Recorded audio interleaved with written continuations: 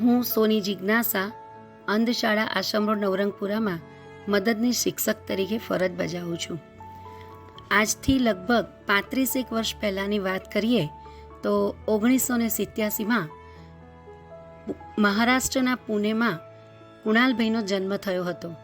એ વખતે ટેકનોલોજીની આટલી બધી ફેસિલિટી નહોતી અને જ્યારે થોડાક સમય પછી તેમના માતા પિતાને કહેવામાં આવ્યું કે તેમનું બાળક પ્રજ્ઞાચક્ષુ છે.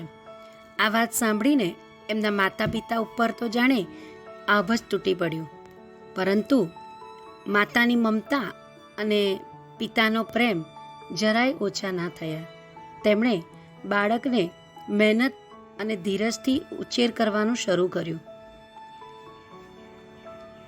થોડાક સમય બાદ એમને જુદા જુદા ડૉક્ટરો પાસે લઈ જવામાં આવ્યા અને એમનો ઈલાજ કરાવવાની વાત કરવામાં આવી, પરંતુ એમને આઈબોલ જ ન હોવાને કારણે ડૉક્ટરોએ ઈલાજની શક્યતા નકારી કાઢી અને ડૉક્ટરોએ તો એવું પણ કહ્યું કે કદાચ એમની આંખોની સાથે સાથે એમની દૃષ્ટિની સાથે સાથે એમના મગજનો વિકાસ પણ અટકી જશે. પરંતુ એ વાતને કુણાલભાઈએ ખોટી ઠેરવી. લગભગ નાનપણથી જ તેમના કુટુંબમાં ધાર્મિક વાતાવરણ હતું. તેમના દાદા એ રામાયણના પાઠ કંઠસ્થ કરતા અને દાદી પણ કુણાલભાઈને ધ્રુવની, પ્રહલાદજીની વગેરેની વાતો સંભળાવતા. એટલે કુણાલભાઈને લાગવા માંડ્યું કે જીવન આ જ છે, જગત આ જ છે. અને તેમનો ઉછેર માતા પિતા રંજનબેન અને રાજેન્દ્રભાઈના ત્યાં થવા માંડ્યો. શરૂઆતમાં માતા પિતાને ખૂબ તકલીફ પડી. આવું દિવ્યાંગ બાળક અને કેવી રીતે ઉછેર કરવો, એમના ત્યાં કદાચ પહેલી જ વખત આવું બન્યું હતું, એટલે તકલીફ ખૂબ પડી હતી.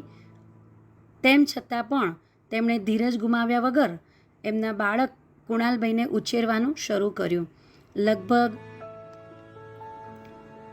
લગભગ 5 વર્ષની ઉંમરે જ તેમને વિસનગર, જે તેમનું વતન હતું, ત્યાં જ તેમના વતનમાં તેમને હાલારી સાહેબ, રમણીકભાઈ હાલારી સાહેબના ત્યાં શિક્ષણ અર્થે મૂકવામાં આવ્યા.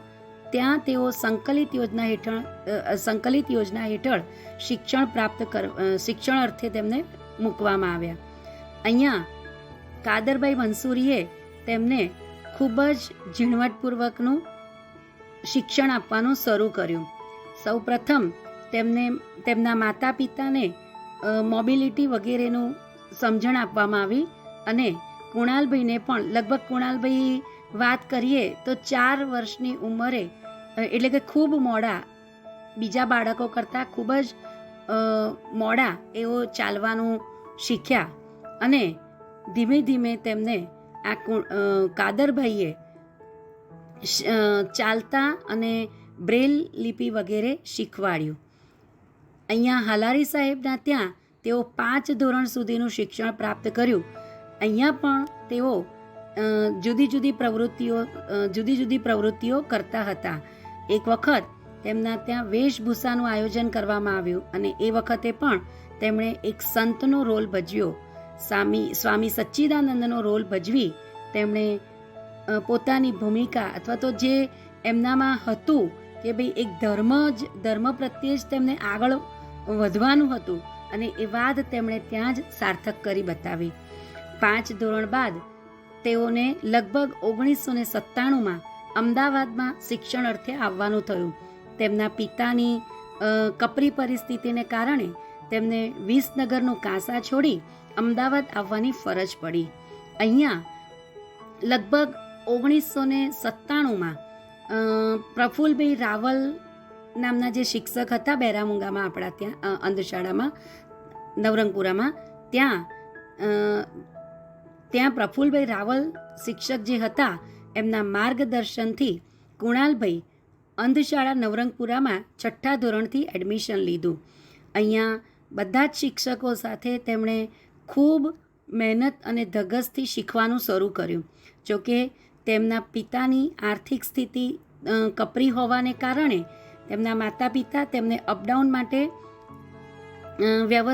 યોગ્ય વ્યવસ્થા કરી શકવા માટે સક્ષમ ન હતા, પરંતુ આ પ્રફુલ્લભાઈ સાહેબની મહેનત અને એમના પ્રયત્નથી તેમને લાવવા લઈ જવામાં પણ ખૂબ મદદ મળી અને એ દ્વારા તેઓ શાળાએ આવવા અને જવામાં પણ સરળતા પ્રાપ્ત કરી શક્યા. લગભગ 2001માં જ્યારે ભૂકંપ આવ્યો ત્યારે તેમના માતા અને પિતા બંને નોકરી અર્થે બહાર જવું પડતું હતું. ત્યારે કુણાલભાઈ શાળાએથી જ્યારે લગભગ 5 વાગે ઘેર પહોંચી જતા અને એમના માતા પિતા નોકરીએથી લગભગ 8-9 વાગે આવે ત્યાં સુધી તેમને નાસ્તો, ચા પાણી વગેરે માટે રાહ જોવી પડતી.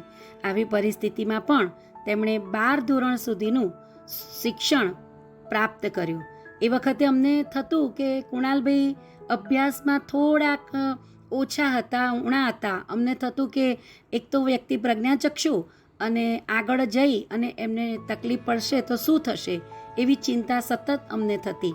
એ વખતે હું પણ ત્યાં નવી શિક્ષકમાં જોડાઈ હતી, એટલે આવા બધા અનુભવો મને થોડા નવા હતા મારા માટે.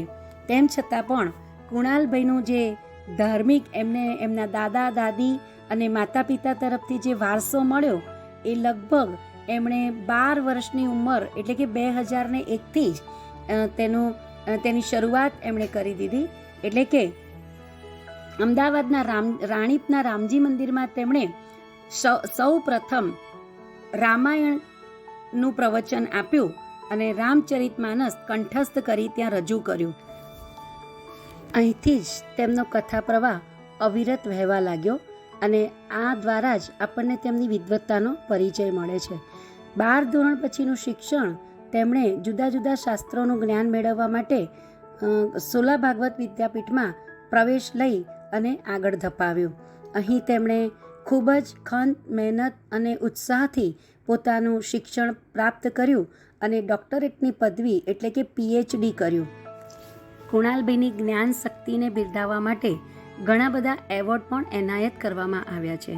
2016માં તેમને નેશનલ એવોર્ડ આપવામાં આવ્યો, જે રાષ્ટ્રપતિ પ્રણવ મુખર્જીના હસ્તક તેમને એનાયત કરવામાં આવ્યો, જે શ્રેષ્ઠ દિવ્યાંગ વ્યક્તિ તરીકેનો એવોર્ડ હતો.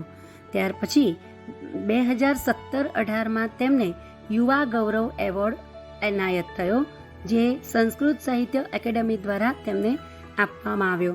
આ એવોર્ડ ગુજરાત રાજ્ય તરફથી રાજ્યપાલે તેમને એનાયત કર્યો હતો. આ ઉપરાંત PhDની ઉપાધિ પણ તેમને રાજ્યપાલના હસ્તે સ્વીકારવાની તક પ્રાપ્ત થઈ હતી.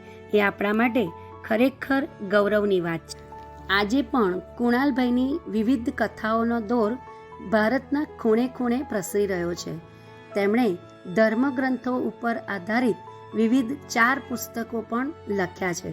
તેમણે શિવ પુરાણ પર આધારિત શિવ મહિમા, દેવી ભાગવત પર આધારિત દેવી વાત્સલ્ય સુધા, શ્રીમદ ભાગવત ઉપર ભાગવત એક દ્રષ્ટિ અને મહાભારત પર આધારિત મહાભારત રસદર્શન લખ્યા છે. આ દરેક પુસ્તકો તેમણે ધર્મ પર ઊંડાણની ચર્ચા કરી અને પોતાની વિદ્વતાને છતી કરવાનો પ્રયત્ન કર્યો છે. તેમણે ભરૂચમાં NAB માટે આર્થિક ભંડોળ એકત્રિત કરવા માટે એક કથાનું આયોજન કર્યું હતું, જેમાં 17 લાખ જેટલું ભંડોળ તેમણે એકત્રિત કર્યું હતું. આમ કુણાલભાઈની પ્રતિષ્ઠા, એમની વિદ્વત્તા, એમની જ્ઞાન શક્તિ એ ખૂબ ઊંડા અને અથાગ છે. તેમણે ભારતના ખૂણે ખૂણે કથાઓનો પ્રવાહ વહેવડાવી અને આપણા ગૌરવમાં વધારો કર્યો છે. મારા માટે હું ખાસ વાત કરું તો એ ખરેખર હું એમનું એક શિક્ષક હોવાની મેં એમને જે કંઈ થોડો સમય શિક્ષણ આપવાનો પ્રયત્ન કર્યો અને આજે કુણાલભાઈ જે ટોચ ઉપર પહોંચ્યા છે એ મારા માટે ખરેખર ગૌરવની લાગણી હું અનુભવું છું. અને હજુ પણ વધુ ને વધુ કુણાલભાઈ દિન પ્રતિદિન એમની પ્રતિષ્ઠા વધે, એમનું જ્ઞાન વધે અને ખૂબ આગળ વધે એવી પ્રભુને પ્રાર્થના કરું છું.